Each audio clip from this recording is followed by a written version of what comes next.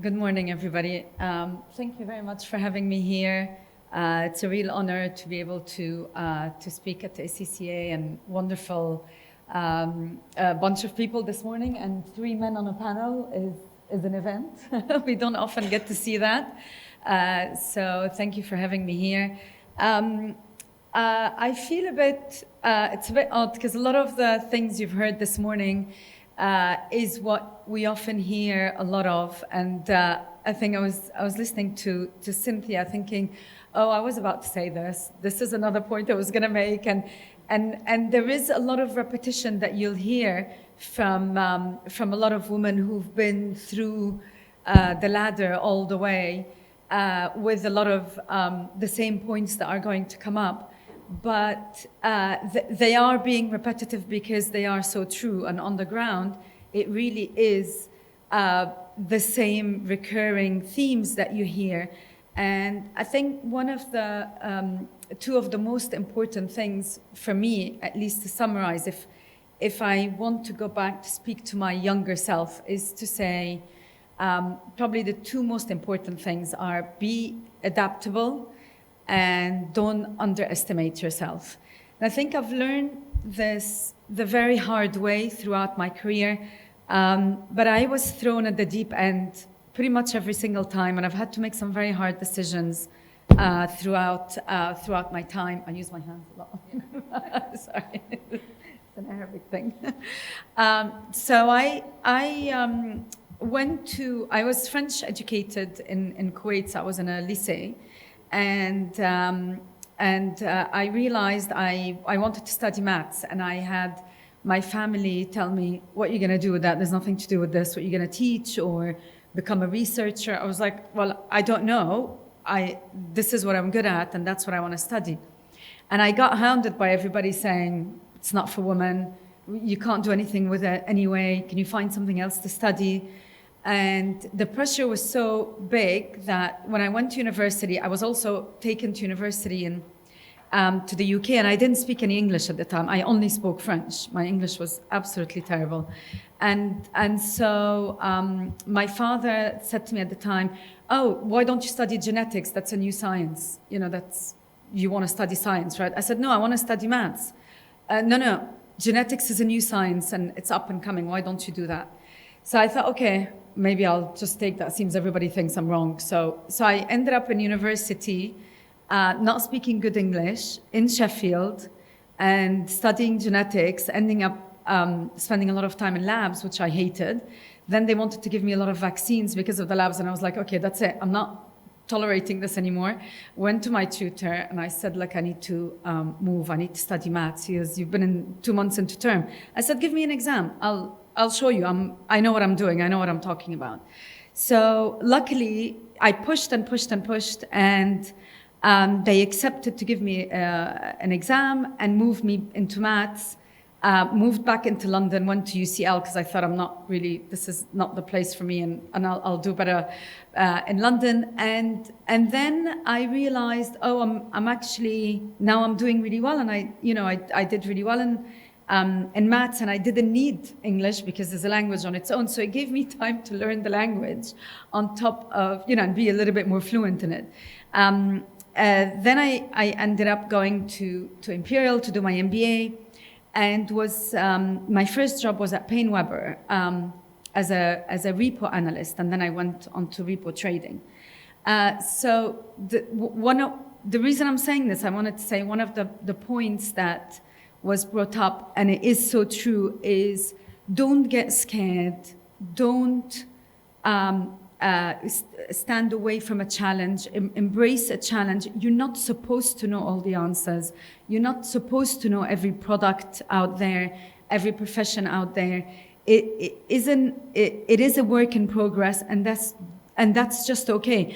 I didn't really know what a repo was, but I had a maths degree, I had an MBA, and they said to me, you'll be fine, you'll work it out, and you'll start as an analyst, and then we'll move you onto the trading floor.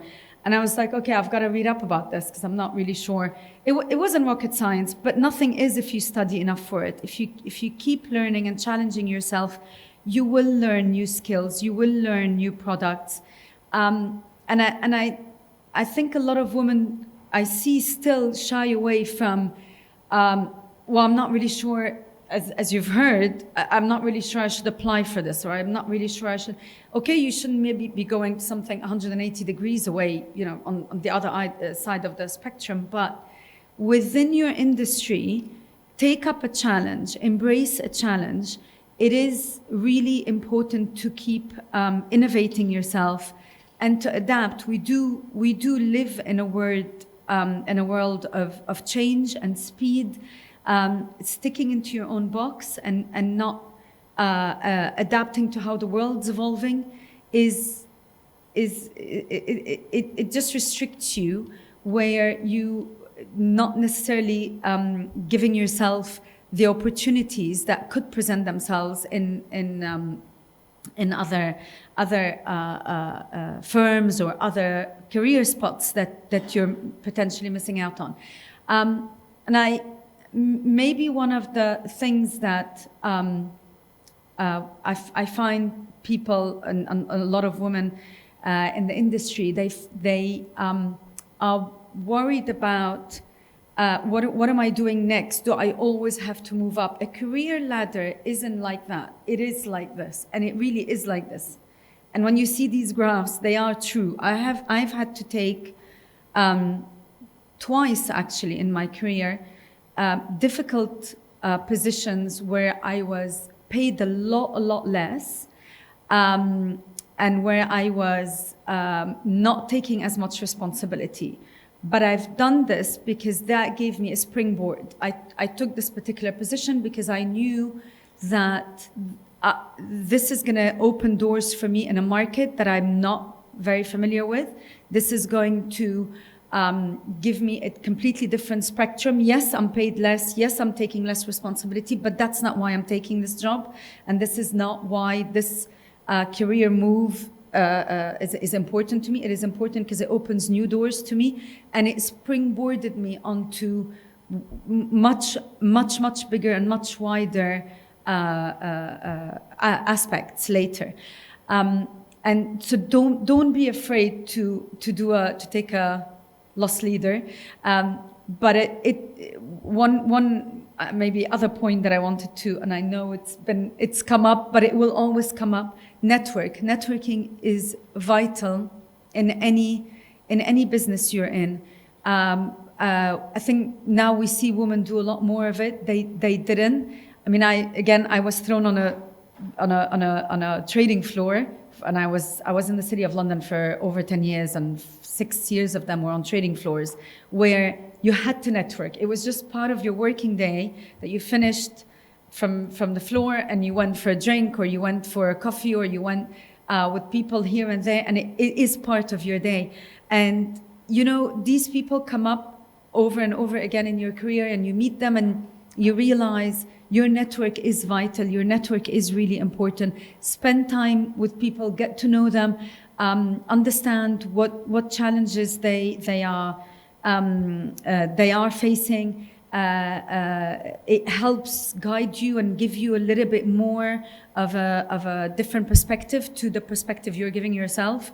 Mentorship, I can't talk enough about mentorship. I'm a co-founder of Reach, a non-profit organization in the DIFC for mentoring. We mentor a lot of young female professionals, and we see the same recurring theme of confidence, communication, networking. We get a lot of that, and I can't tell you enough how important it's been to my career to have a guide. I didn't have structured mentoring throughout my career, but I had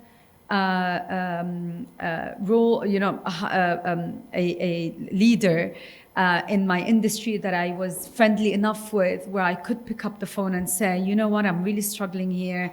I'm not happy here. I don't like this. And then I get to hear a lot more guidance on how I should take this forward, how I should embrace a challenge, how I should embrace an opportunity, as opposed to trying to bang my health against a brick wall.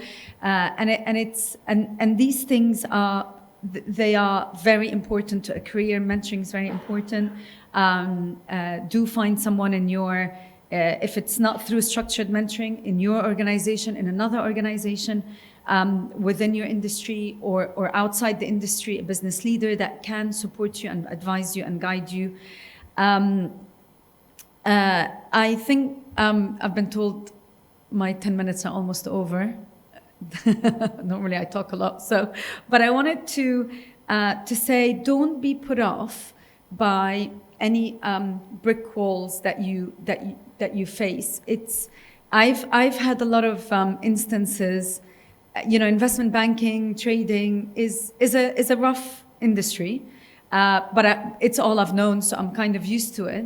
And I've had a lot of particular events that happened where I look back and I think, I've done really well there, because I would have normally, it can be intimidating, but be good to yourself. Don't be hard on yourself. Accept that sometimes situations can be intimidating. They can be tough. That's okay. You have a voice.